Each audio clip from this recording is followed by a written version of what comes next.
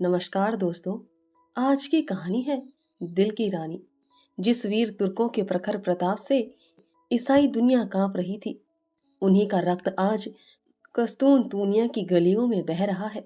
वही कस्तूनतूनिया जो 100 साल पहले तुर्कों के आतंक से राहत हो रहा था, आज उसके गर्म रक्त से अपना कलेजा ठंडा कर रहा है।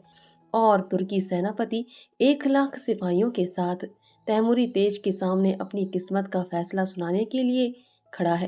तैमूर ने विजय से भरी आंखें उठाई और सेनापति यजदानी की ओर देखकर सिंह के समान गरजा, क्या चाहते हो, जिंदगी या मौत? यजदानी ने गर्व से सिर उठाकर कहा, इज्जत की जिंदगी मिले तो जिंदगी, वरना मौत। तैमूर का क्रोध प्रचंड हो उठा। उसने बड़े बड़े आदमियों का सिर नीचा कर दिया था। यह जवाब इस अवसर पर सुनने की उसे ताव न थी। इन 1 लाख आदमियों की जान उसकी मुट्ठी में है। इन्हें वह एक क्षण में मसल सकता है। उस पर इतना अभिमान, इज्जत की जिंदगी। इसका यही अर्थ है कि गरीबों का जीवन अमीरों के भोग विलास पर बलिदान किया जाए। वही शराब की मस्जिदें, वही अरमानिया और काफ की परियां। नहीं, तैमूर ने खलीफा वायजिद का घमंड इसलिए नहीं तोड़ा है कि तुर्कों को फिर उसी मदान स्वाधीनता में इस्लाम का नाम डुबाने को छोड़ दे। तब उसे इतना रक्त बहाने की क्या जरूरत थी? मानव रक्त का प्रवाह संगीत का प्रवाह नहीं, रस का प्रवाह नहीं, एक विभत्स दृश्य है जिसे देखकर आंखें मुंह फेर लेती हैं, दरश सिर झुका लेता है। तैमूर हिंसक पशु नहीं है जो यह दृश्य देखने के लिए अपने जीवन की बाजी लगा दे।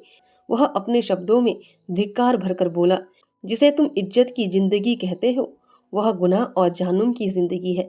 जिसे तुम इज्जत की जिंदगी कहते हो, वह गुनाह और जहन्नुम की जिंदगी है। वह अपने शब्दों में यजदानी को तैमूर से दया या क्षमा की आशा न थी। उसकी या उसके योद्धाओं की जान किसी तरह नहीं बच सकती। फिर यह क्यों दबे और क्यों न जान पर खेलकर तैमूर के प्रति उसके मन में जो घृणा है उसे प्रकट कर दे। उसने एक बार कातर नेत्रों से उस रूपवान युवक की ओर देखा जो उसके पीछे खड़ा जैसे अपनी जवानी की लगाम खींच रहा था, सान पर चढ़े हुए इस बात के समान उसके उसके अंग अंग से अतुल क्रोध की चिंगारियां निकल रही थी। यजदानी ने उसकी सूरत देखी और जैसी अपनी खींची हुई तलवार मयान में कर ली और खून के घूंट पीकर बोला, जहांपना इस वक्त फतह मंद है, लेकिन अपराध क्षमा हो तो कह दूं कि आपने जीवन के विषय में तुर्कों को अपने जीवन के विषय में तुर्कों को तातियों से उपदेश लेने की जरूरत नहीं है। पर जहां खुदा ने नेमतों की वर्षा की हो, वहां उन नेमतों का भोग न करना नाशुक्री है। अगर तलवार ही सभ्यता की सदन होती तो गाल कौम रोमानों से कहीं ज्यादा सभ्य होती। तैमूर जोर से हंसा तैमूर जोर से हंसा और उसके सिपाहियों ने तलवारों पर हाथ रख लिए। तैमूर का ठाका मौत का ठाका था या गिरने वाला वज्र का तड़ाका। तातार वाले पशु हैं क्यों? मैं यह नहीं कहता, तुम कहते हो खुदा ने तुम्हें ऐश करने के लिए पैदा किया है। मैं कहता हूँ यह कुर्फ है। खुदा ने इंसान को बंदगी के लिए पैदा किया है और इसके खिलाफ जो कोई कुछ करता है वह काफिर है। जहानुमी रसूले पाक हमारी जिंदगी को पाक करने के लिए, हमें सच्चा इंसान बनाने के लिए आए थे, हमें हार की तालीम देने नहीं। तैमूर दुनिया को इस कुफ्र के पाक कर देने का बीड़ा उठा चुका है। रसूले पाक के कदमों की कसम, मैं बेरहम नहीं हूँ, जालिम नहीं हूँ, खूंखार नहीं हूँ, लेकिन कुफ्र की सजा मेरे ईमान में मौत के सिवा कुछ नहीं है।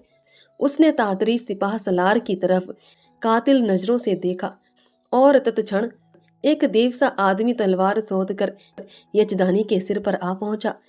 ततारी सेना भी मलवारे खींच खींच कर तुर्की सेना पर टूट पड़ी और दम के दम में कितनी ही लाशें जमीन पर फड़कने लगी।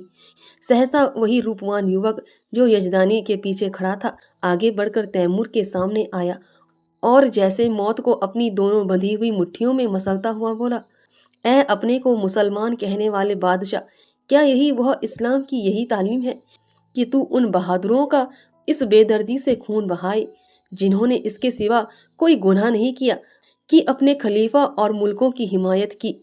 चारों तरफ सन्नाटा छा गया। एक युवक जिसकी अभी मसें भी न भीगी थी, तैमूर जैसे तेजस्वी बादशाह का इतने खुले हुए शब्दों में तिरस्कार करे और उसकी जबान तालू से खिंचवा ली जाए।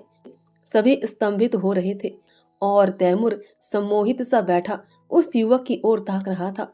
युवक ने तातारी सिपाहियों की तरफ, जिनके चेहरों पर कौतूहलमय प्रोत्साहन झलक रहा था, देखा और बोला, तू इन मुसलमानों को काफिर कहता है और समझता है कि तू इन्हें कत्ल करके खुदा और इस्लाम की खिदमत कर रहा है।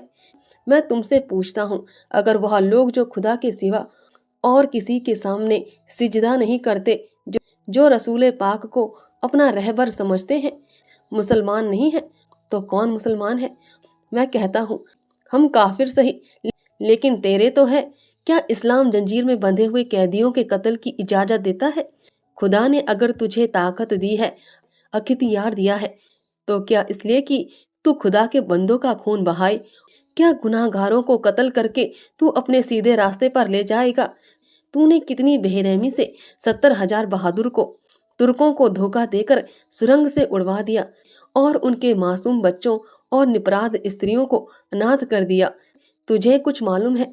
क्या यही कारनामे हैं जिन पर तू अपने मुसलमान होने का गर्व करता है? क्या इसी कत्ल खून और बहते दरिया में अपने घोड़े के सूम नहीं भिगोए हैं, बल्कि इस्लाम को जड़ से खोद कर फेंक दिया है? यह वीर तुर्कों का ही आत्मोत्सर्ग है जिसने यूरोप में इस्लाम की तोहदी फैलाई। आज सोफिया के गिरजे में तुझे अल्लाह अकबर की सदा सुनाई दे रही है। सारा यूरोप इस्लाम का स्वागत करने को तैयार है।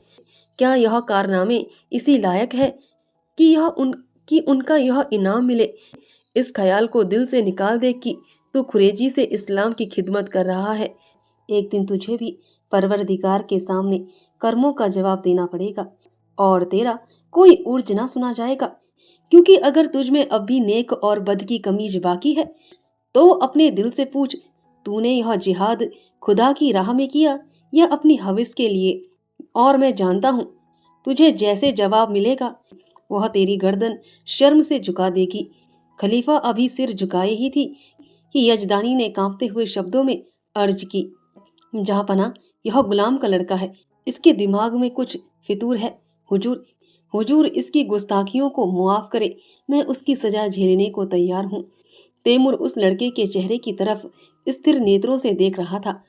आप जीवन में पहली बार उसे निर्भीक शब्दों के सुनने का अवसर मिला।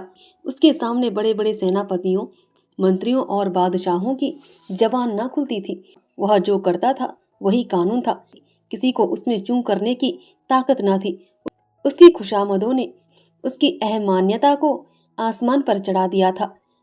उसे विश्वास हो गया था कि खुदा ने इस्लाम को जगाने और सुधारने के लिए ही उसे दुनिया में भेजा है। उसने पैगंबरी का दावा तो नहीं किया, पर उसके मन में यह भावना दृढ़ हो गई थी। इसलिए जब आज एक युवक ने प्राणों का मोह छोड़कर उसकी कृति पर पर्दा खोल दिया था, तो उसकी चेतना जैसे जाग उठी। उसके मन में क्रोध और हिंसा की जगह हृदवा का उदय हुआ। उसकी आंखों का एक इशारा इस युवक की जिंदगी का चिराग गुल कर सकता था। उसकी संसार विजयनी शक्ति के सामने यह दूध मुहा बालक मानो अपने नन्हे नन्हे हाथों से समुद्र के प्रवाह को रोकने के लिए खड़ा हो। कितना हास्यास्पद साहस था, उसके साथ ही कितना आत्मविश्वास से भरा हुआ। तैमूर को ऐसा जान पड़ा कि इस निहत्थे बालक के सामने वह कितना निर्बल है। मनुष्य में ऐसे साहस का एक ही स्रोत हो सकता है और वह सत्य पर अटल विश्वास है।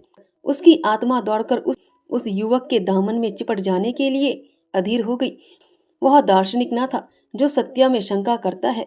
वह सरल सैनिक था जो असत्य को भी विश्वास के साथ सत्य बना देता है। यजदानी ने उसी स्वर में कहा, जापना इसकी बदजबानी का ख्याल ना फरमावे। तैमूर ने तुरंत तख्त से उठकर यजदानी को गले से लगा लिया। काश ऐसी गुस्ताखियों और बदजबानियों के सुनने का पहले इत्तेफाक होता, तो आज इतने बेगुनाहों का खून मेरी गर्दन पर ना होता। मुझे इस जबान में किसी फरिश्ते की रूह का जलवा नजर आता है, जो मुझ जैसे गुमराहों को सच्चा रास्ता दिखाने के लिए भेजी गई है। मेरे दोस्त, तुम खुश नसीब हो कि ऐसा फरिश्ता शिफट बेटे के बाप हो। क्या मैं उसका नाम पूछ सकता हूँ? यजदानी पहले आतश परस्त था, पीछे मुसलमान हो गया था, पर अभी तक कभी कभी उसके मन में शंकाएं उठती रहती थी कि उसने क्यों इस्लाम कबूल किया। जो कैदी फांसी के तख्ते पर खड़ा सूखा जा रहा था कि एक क्षण में रस्सी उसकी गर्दन में पड़ेगी और वह लटकता रह जाएगा। उसे जैसे किसी फरिश्ते ने गोद में ले लिया। वह गदगद कंठ से बोला, उसे हबीबी कहते हैं। तैमूर ने युवक के सामने जाकर उसका हाथ पकड़ लिया और उसे आंखों से लगाता हुआ बोला, मेरे जवान दोस्त, तुम सचमुच खुदा के हबीब हो। मैं वह गुनहगार हूँ जिसने अपनी हालत में हमेशा अपने गुनाहों का सवाब समझा, इसलिए मुझे कहा जाता था तेरी जात बेऐब है। आज मुझे यह मालूम हुआ कि मेरे हाथों इस्लाम को कितना नुकसान पहुंचा। आज से मैं तुम्हारा ही दामन पकड़ता हूँ। तुम ही मेरे खिज, तुम ही मेरे रहनुमा हो। मुझे यकीन हो गया कि तुम्हारे ही वसीले से मैं खुदा की दरगाह तक पहुंच सकता हूँ। यह कहते हुए उसने युवक के चेहरे पर नजर डाली तो उस पर शर्म की लाली छिपी हुई थी। उस कठोरता की जगह मधुर संकोच झलक रहा था। युवक ने सिर झुकाकर कहा, यह हुजूर की कदरदानी है, वरना मेरी क्या हस्ती है। तैमूर ने उसे खींचकर अपने बगल के तख्त पर बिठा दिया और अपने सेनापति को हुक्म दिया, सारे तुर्क कैदी छोड़ दिए जाए, उनके हथियार वापस कर दिए जाए और जो माल लूटा गया है वह सिपाहियों में बराबर बांट दिया जाए। वजीर तो इधर इस हुक्म की तालीम करने लगा, उधर तैमूर हबीब का हाथ पकड़े हुए अपने खेमे में गया और दोनों मेहमानों की दावत का प्रबंध करने लगा। और जब भोजन समाप्त हो गया तो उसने अपने जीवन की सारी कथा रो रो कर सुनाई, जो आदि से अंत तक मिश्रित पशुता और बर्बरता के कातियों से भरी हुई थी। और उसने यह सब कुछ इस भ्रम में किया कि वह ईश्वरीय आदेश का पालन कर रहा है। वह खुदा को कौन मुंह दिखाएगा। रोते रोते हिचकियां बंध गई। अंत में उसने हबीब से कहा, मेरे जवान दोस्त, अब मेरा बेड़ा आप ही पार लगा सकते हैं। आपने राह दिखाई है तो मंजिल में पहुंचाइए। मेरी बादशाहत को अब आप ही संभाल सकते हैं। मुझे अब मालूम हो गया कि मैं उसे तबाही के रास्ते पर लिए जाता था। मेरी आपसे यही इल्तिमास प्रार्थना है कि आप उसकी वजारत कबूल करें। देखिए, खुदा के लिए इनकार ना कीजिएगा, वरना मैं कहीं का नहीं रहूंगा। यजदानी ने अर्ज की, हुजूर इतनी कदरदानी फरमाते हैं तो आपकी इनायत है, लेकिन अभी इस लड़के की उम्र ही क्या है। वजारत की खिदमत यह क्या अंजाम दे सकेगा। अभी तो इसकी तालीम के दिन है। इधर से इनकार होता रहा और उधर तैमूर आग्रह करता रहा। यजदानी इनकार तो कर रहे थे पर छाती फूली जाती थी। मूसा आग लेने गए थे, पैगंबरी मिल गई। कहाँ मौत से मुंह में जा रहे थे, वजारत मिल गई। लेकिन यह शंका भी थी कि ऐसे अस्थिर चित्त का क्या ठिकाना। आज खुश हुए वजारत देने को तैयार है, कल नाराज हो गए तो जान की खैरियत नहीं। उन्हें हबीब की लियाकत पर भरोसा था, फिर भी जी डरता था कि वीराने देश में न जाने कैसी पड़े कैसी ना पड़े। दरबार वालों में षड्यंत्र होते ही रहते हैं। हबीब नेक है, समझदार है, अवसर पहचानता है, लेकिन वह तजर्बा कहाँ से लाएगा जो उम्र ही से आता है। उन्होंने इस प्रश्न पर विचार करने के लिए एक दिन की मोहलत मांगी और रुखसत हुए। हबीब यजदानी का लड़का नहीं, लड़की थी। उसका नाम उम्तुल हबीब था। जिस वक्त यजदानी और उनकी पत्नी मुसलमान हुए तो लड़की की उम्र कुल 12 साल की थी, पर प्रकृति ने उसे बुद्धि और प्रतिभा के साथ विचार स्वांतस्य भी प्रदान किया था। वह जब तक सत्य सत्य की परीक्षा न कर लेती कोई बात स्वीकार न करती। माँ बाप के धर्म परिवर्तन से उसे अशांति तो हुई, पर जब तक इस्लाम की दीक्षा न ले सकती थी माँ बाप भी उस पर किसी तरह का दबाव न डालना चाहते थे। जैसे उन्हें अपने धर्म को बदल देने का अधिकार है, वैसे ही उसे अपने धर्म पर आरूढ़ रहने का भी अधिकार है। लड़की को संतोष हुआ, लेकिन उसने इस्लाम और जरथूशत धर्म दोनों ही का तुलनात्मक अध्ययन आरंभ किया और पूरे 2 साल के अन्वेषण और परीक्षण के बाद उसने भी इस्लाम की दीक्षा ले ली। माता पिता फूले ना समाये। लड़की उनके दबाव से मुसलमान नहीं हुई है, बल्कि स्वेच्छा से, स्वधाय से, ईमान से।